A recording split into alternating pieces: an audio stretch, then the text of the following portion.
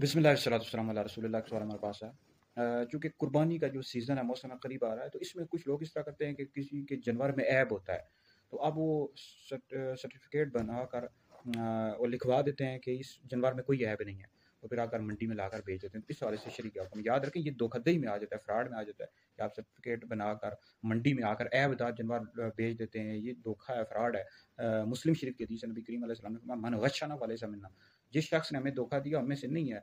और धोखाधड़ी इसी को कहते हैं कि किसी चीज़ की असली जो हालत है उसको आप छुपा दें। अब किसी जानवर के अंदर कोई ऐब है, अब जो ख़रीदार होता है उसको नहीं बताते, तो वो ऐबदार चीज़ भेज देते हैं, तो ये बहुत बड़ा गुनाह है।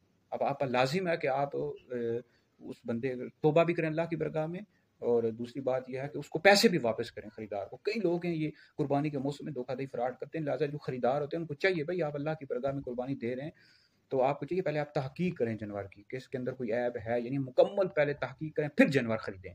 अब ख़रीदारों को भी पता नहीं होता, कुर्बानी के मसाइल सीखने चाहिए ना भाई। अगर आप पर कुर्बानी लाजिम है तो आप पहले मसाइल सीखें कि उसके दांत चेक करें, फिर उसके पाँव, उसके हर चीज़ यानी देखें कि उसके अंदर कोई ऐब है या नहीं है।